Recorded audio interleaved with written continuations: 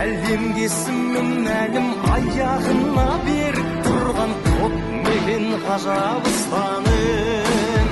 Фәниде алла менен отан жалғыз, пендеге үміт қарыз, аман сау жүргендігіне. Отаным өзің үшін біздер бармыз, айтарым тек қана алғыс, біткенше бірген дүние.